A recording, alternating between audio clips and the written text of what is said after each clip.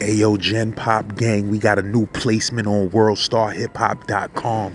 You heard that story of RoboCop by the bro Big Dice. That's on there right now on the homepage doing numbers. You heard? If you want to tell a story on this page and get that story featured on WorldStarHipHop.com, I can make that happen for you.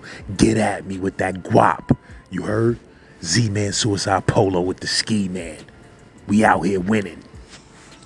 Ayo, St. Lad's Pottersfield, look me up. You heard I got songs and videos with major rappers like Jada Kiss, Jim Jones, Tony Yayo, Conway, Papoose, Uncle Murder, J.R. Ryder, and too many to name. Too many to name. My resume is silly. You feel me? So if you got a track out there that need a crazy 16-bar verse from LAZ, text that number right there. Send me an email. And I'll smash that out. And I'm delivering that to your email within 24 hours. You heard? I'm about that business for real with this rap thing, because I do it for real.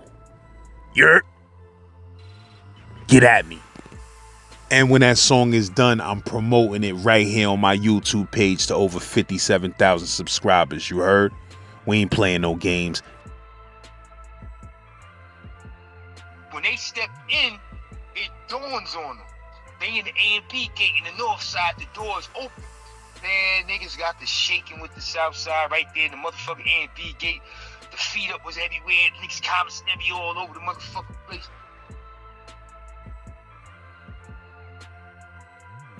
Everybody wonder about the history of me and Bam. The history of me and Bam is like this. When I came back to the 4 building in 92 summer, I'm up in 4 upper. We the boys, we doing what we do. So we ain't really paying attention to what's going on in any other house. We regulating 4 upper and we regulating the hallways, period. Little Bam, you hearing this little nigga now? Bam, R9, North, Bam, R9, the Bronx side. Bam, R9, Bronx side. They down there punishing niggas, son. Whatever the fuck he got them niggas down there on, they on it. Because they doing niggas filthy. But we up in 4 for doing what we do. I seen the nigga in passing on a visitor once or twice. He was a little dude. I ain't never paid him no mind. We ain't never had no personal beef. But Jesus, Monelli, them niggas didn't give a fuck who they trapped. Sure enough, me and Mojo got kicked out. Mojo, my boy from Harlem. Shout out Mojo. Me and Little Face Mojo got kicked out of 4 upper. They sent us down to Mar 9. No, first they sent us down to Mar 4, Program House. Everybody down there was shaking. Oh, the niggas is coming in. Police was like, yo, Program House, nah, we ain't staying here. We getting the fuck out of here. We ain't doing no programs. So they sent us to 2 Main. We get the 2 Main, Twin, Lil Wop, and all them niggas down there from the Bronx. These niggas ain't got no phone, no TV, nothing. Fuck is y'all niggas doing in here, staying at the walls? Nah, we gonna fake a run out. Y'all niggas throw some garbage cans at me and Mojo and let us get up out of here. So we faked the run out of 2 Main. They put us in a wild meat pen all night. About 3 in the morning, they was like, y'all got y'all fucking wish. Gonna send y'all tomorrow 9. So we thinking we going down tomorrow 9, Brooklyn side, we gonna do what we do. We get down there, the police like, yo, take it on the south side. No, this is what he said. I only got 1 bed on the north side. One of y'all could go over there, or y'all both could go on the south side. We both going on the south side. So we rolled on the south side 3 in the morning. Now, I tell you, son, them niggas ain't give a fuck who they was trying. Them niggas knew that was me and Mojo 3 o'clock in the morning. They sent some big, tall Spanish nigga named Lou. I'll never forget.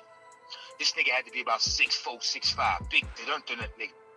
This nigga rolled up on me and Mojo 3 o'clock in the morning, talking about, yo, I got to search y'all property. Me and Mojo looked at each other. We looked at that big nigga. We whipped that nigga ass 3 o'clock in the morning in front of that motherfucking bubble. All lights on. Police, oh my God, break it up. I shouldn't have sent y'all over here.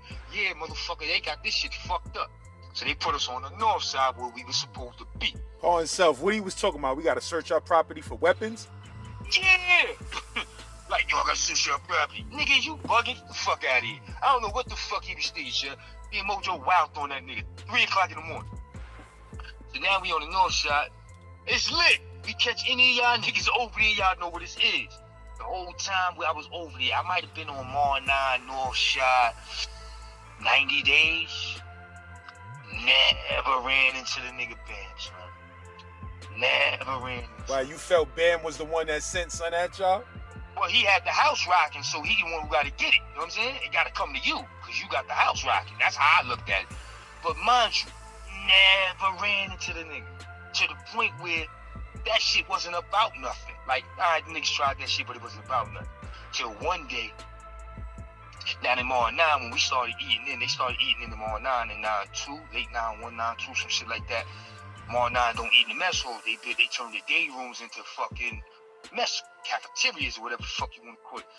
So one day the South Side went to commissary. And while them niggas is at commissary, the food came down to Mall 9 for the meal. So they let the North Side, they fixing the trays and shit, the food, boom, boom, boom. You can hear footsteps in the tunnel. These niggas is coming from commissary. So everybody on the North Side like, yo, click the motherfucking doors. You know what I'm saying? Let them niggas in. Sure enough, Perfecto and them niggas out there doing the food, they click the doors. These niggas coming in from commissary, when they step in, it dawns on them. They in the A&P gate in the North Side, the doors open. Man, niggas got the shaking with the South Side right there in the motherfucking A&P gate. The feet up was everywhere. Niggas commissary all over the motherfucking place. That shit was crazy. But that was the only time we really got up on them niggas. That one time and one time only. I took my show on the road all around the building. Never ran into the nigga Bam, son. All you hear is Bam this, Bam that. Bam this, Bam that. Never ran into the nigga. 9-3, they shut me down. By the time we all go up north, I don't see the nigga nowhere up north. And 9-8, I get to Sullivan. This is where this shit get funny. I get to Sullivan. They send me straight to the house the nigga in. He's out in the yard. So when the nigga come back from the yard, he see me. Now mind you, we ain't seen each other since Rikers Allen 9-3. When he see me in the house, the first thing the nigga did was like, yo, what up, son? I'm like, yo, what up? The first thing he said, and I had to respect it, was, yo, all that Rikers Allen shit, we was kids, man. We grown ass men. We doing this time. We try to evolve. I ain't say no more. And we embraced each other right there from that moment to the motherfucking point where I got kicked out of Sullivan fucking with Bam. Everybody was going crazy. How you get kicked out of Sullivan fucking with Bam? I thought y'all don't like that nigga. Yeah, it was like that when we was kids, but as we got older, we bonded and developed a friendship. That's my comrade and my brother to this day. I hear from Bam every morning right now in 2022. Every morning, Monday through Friday, when he's at work, he send me a motivational, inspirational text. So shout out to Bam from the BX, that's my guy. But anyway, we in Sullivan, and you know, Bam, he mingling with certain niggas, I'm mingling with different niggas and shit. And so shit went left with a nigga he was cool with, and a chick, you know how that shit go. Shit went left, him and the nigga Bam spoke. It wasn't supposed to be no beef. Alright, cool. Football season come around. We playing football.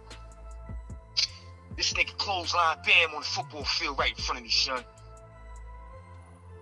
You know, fruit loyal to a fault, I always say it. I jumped on that nigga right there on that football field.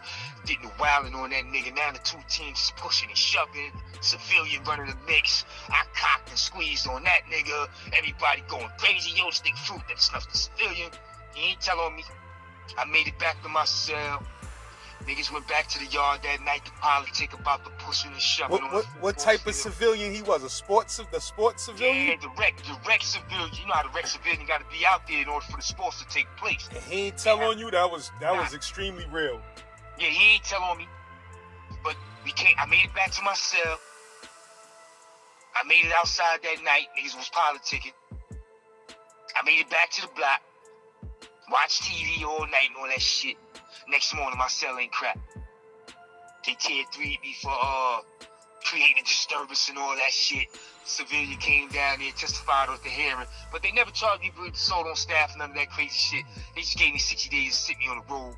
And I cried like a motherfucking baby on that motherfucking bus leaving Sullivan. Sullivan was the sweetest thing in the world. I thought I was going to stay there and make my motherfucking first medium and road board, etc., etc.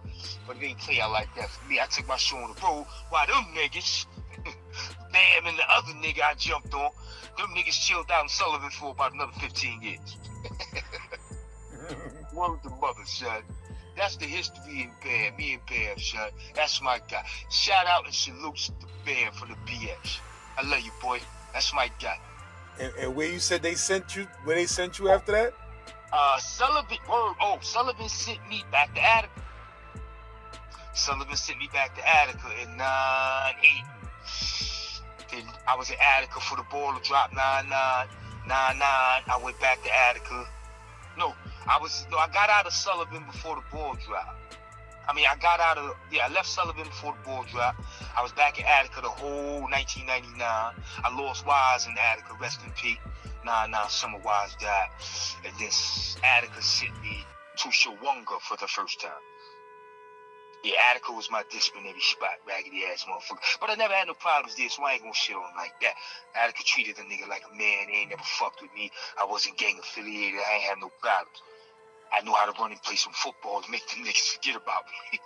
The dude I just did a story with, the dude Spank, that he got 4 life sentences out in B-More. He was like, but he from Far Rockaway. He was like, yo, Attica is the only prison. And you know, the bro Spank is like 65 years old. He said, yo, Attica is the only prison I ever been in that I felt apprehensive. He said, I don't want to say scared because my son is on the phone. He said, but that's the only prison I ever been in where I couldn't rest easy. Yeah, yo, I'm gonna keep it real with you, son, because you gotta remember the Attica riots in the 70s that took place in D Block, in Attica. So in D Block, they got a mentality like that should have never happened again. You understand what I'm saying? They hands on over there. That shit will never happen again. That's their attitude.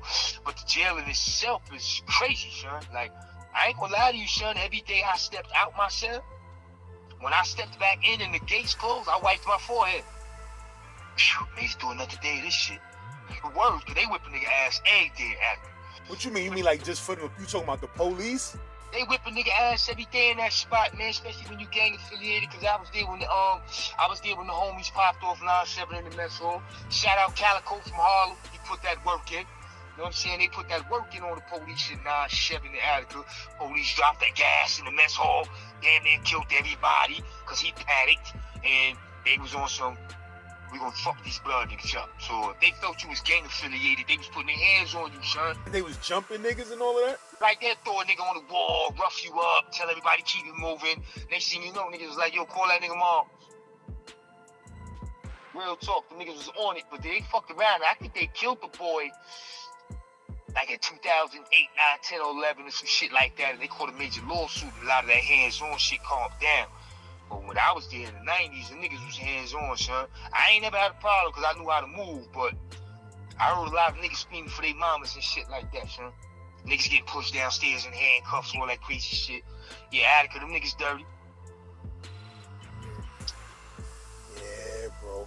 And Shawangunga's wild or laid back? Nah, Shawanga's laid back. Shawanga was it Shawanga or something? I think it was Shawanga. Shawanga, they built Shawanga as a jail where, alright, we gonna build it because it's a small jail. It's actually underground. All the housing units are underground. Everything else is above level. And they try to build it with the idea of, yo, we gonna build this jail, this maxi max, and bring all the notorious niggas from the state here. They tried it. Shit was crazy. They was like, nah, this ain't gonna work. Still, that shit, I don't think that shit lasts 6 months. They opened it. They tried an experiment with the most notorious niggas in the state. That shit went left and they changed their mind immediately. And they said, fuck it, we just gonna put all them niggas in one block. And the rest of the block just gonna be general pop. And Shawanga's laid back for the most part. It was cool. I'll take it being that I got kicked out of Sullivan. I would have took Shawanga. I was actually there twice. And you ain't had no problems while you was there the whole time? Well, in Shawanga, if you listen to the life story of Big Fruit, you know what I'm saying? The life story of Fruit, they gave me hell in Shawanga. Remember, I married my wife in that jail. My wife was in retired law enforcement, retired corrections, New York State Department of Corrections. So they was giving it to me, son.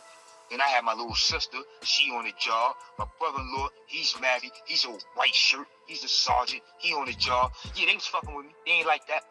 I had problems in Shawanga, but my problems came from them niggas being jealous and having to accept the fact that I was basically getting a check every 2 weeks like them niggas. They ain't fuck with my wife, though, you know what I'm saying? Because my wife retired with the utmost respect on the job. She was a good officer, you know what I'm saying? A lot of police respect her. So she came through that motherfucker with her head held high. They couldn't throw no dirt on her, so they was fucking with me. Last minute, I had to jump back on your joint because I know you miss me, man. And right now, I know I'm being talked about. That- Truth ain't going no motherfucking way. I'm here.